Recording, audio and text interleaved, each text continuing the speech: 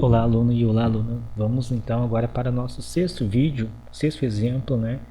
Finalizando essa sequência de 6 vídeos aqui de resolução de atividades do ENAD. Então vamos lá, esse aqui é de 2011, né?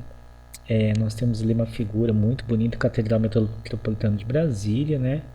E aqui nós temos um sólido tridimensional, né? Então, mas apenas para aproveitar aqui o gancho, apesar de nós observarmos uma figura em 3D, quando a gente trabalha com superfícies quádricas, nós sempre caímos num plano, né? Então a ideia sempre, na verdade, é obter qual que é a figura geométrica que consta no plano, no caso XY, XZ e YZ, certo?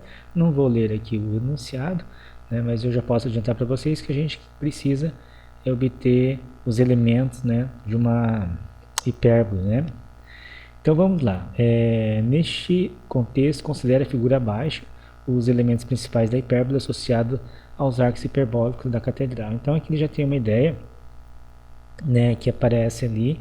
Então ele já dá algumas informações. Então aqui ele mostra os elementos, né, A1, A2, F1, F2 e B1 e B2, e a distância focal, a distância entre os vértices do eixo real, enfim, e a distância entre os focos.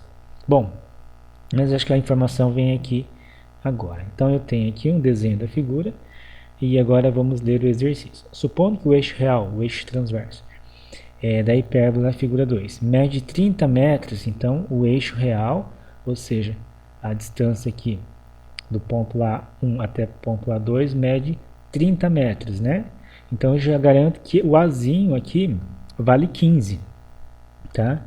E que a distância focal, então a distância entre os focos vale 50 metros.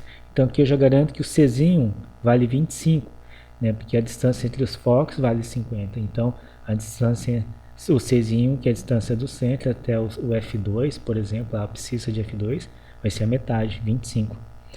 Então analise as seguintes sugestões. Se F1 é menos C e 0, é o foco da hipérbole. Então a diretriz associada a ela é D1, que é x mais 9 igual a 0.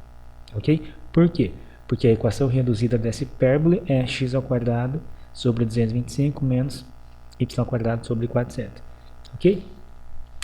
Antes de mais nada, essa questão me deixou um pouquinho confuso, porque eu realmente, nos livros que eu já tinha dado aula, adotado, ele não falava de diretriz, né, da hipérbole, tá? Então, eu já estudei tanto no mestrado quanto na graduação, e diretriz sempre apenas na parábola, né? Mas eu lendo em alguns materiais mais elaborados, assim, digamos assim, realmente existe você consegue definir uma diretriz para a hipérbole, tá? Então eu acho assim, foi uma questão um pouquinho complexa para quem não lembrava disso ou nunca viu. Mas eu penso que isso seja de modo geral, né? Então vamos supondo que o eixo real, né, tá aqui, vamos analisar aqui. Bom, vamos direto para o exercício, né? Então, eu já comentei sobre o exercício, não vou ler as alternativas aqui. Então, o que é importante aqui? Observar que 30 metros aqui garante que o Azinho vale 15 e aqui 50 metros garante que o Czinho vale 25. Tá? Isso que eu preciso para a gente conseguir chegar na equação reduzida dessa hipérbole. Depois a gente vai para a equação da diretriz. Então, como eu comentei agora há pouco, o 25, né, é o Czinho, que dá aqui a distância do centro até o F2, e o 15 é o Azinho, que é a distância do centro até o A2, que era 30 metros, então vale 15. Partindo desses dois valores, né, eu consigo montar um triângulo retângulo, cuja abscissa vale Czinho, né, e os demais catetos é o Azinho e o Bzinho. Então, utilizando o teorema de Pitágoras, a gente consegue obter o valor de Czinho. Perdão, o valor de Bzinho. Por que o valor de Bzinho? Porque na equação reduzida aparece o Azinho e o Bzinho. Certo? Então, partindo do teorema de Pitágoras, nós concluímos que o Bzinho vale 20. Ok. Então, como isso aqui é uma hipérbole, claro que vai ter um sinalzinho de menos, separando o x e o y. Portanto, essa é a equação reduzida, né, da nossa hipérbole. Beleza? Então vamos lá. Então essa parte está correta. Agora a gente vai para a equação da diretriz.